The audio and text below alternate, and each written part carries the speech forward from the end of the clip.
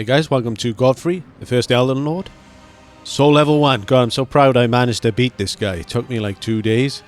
Has a lot of moves. Pretty good boss, I guess, once you learn him. The second phase is kind of cheap if you're in front of him. He's fast, he's aggressive. He's relentless. Worthy of a final boss. Some of these Souls games don't have many late game bosses quite like this. Timing the moves, that's where we've got to be. He's got the loincloth on. Cloth? Yeah, that's it. It's OP. We've got it on. Because we are manly men. Well, I become a man. Just being in the same room as him. But enough of that. Timing. Get the R2s if you can get behind him. Got the dagger here. 140 critical damage. Do you want to know all the items that I'm using in the item description? And they're going to be shown at the end. This is phase 2. When he's going to stomp the whole arena now. Doesn't make any difference to us though, because we're jumping attacking him. Here comes the earthquake. Get those timings done. There's a lot of timing in this. But his second phase is completely different because he has a lot of delayed attacks. A lot of delayed grabs, especially when he's in front of you. And sometimes you'll go mad. So, I don't want to be in front of him. I'm going to be behind him. For the most part, yeah. Going for those grabs.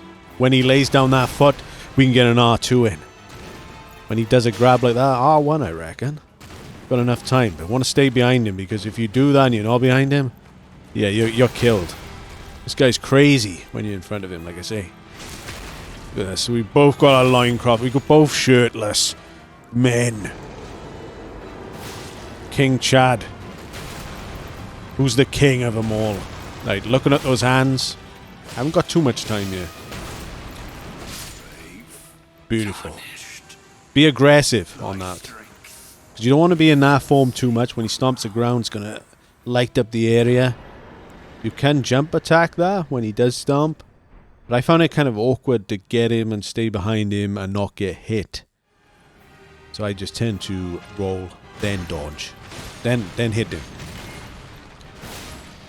But what a beast. Some of the late game Elden Ring bosses are very tough.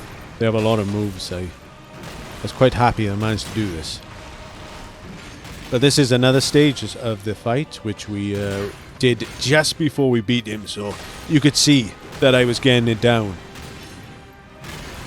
You know when you're getting close. You know, you're almost there, like. Yeah, the square off is definitely underrated, I think. It's a very good Ash of War ability. And I love using the R1 to it because it's not too slow. Especially on the first phase. I don't think you can get an R2 in with it. But an R1 does great when you're behind him. Anyways, guys, thanks for watching. You'll see at the end of the fight here, I totally time his grab into the ground. And I get a bit too greedy at the end. Or a little bit nervous or whatever. And I mess up. Anyway, I'll see you guys in the next video. And I'll let it play out.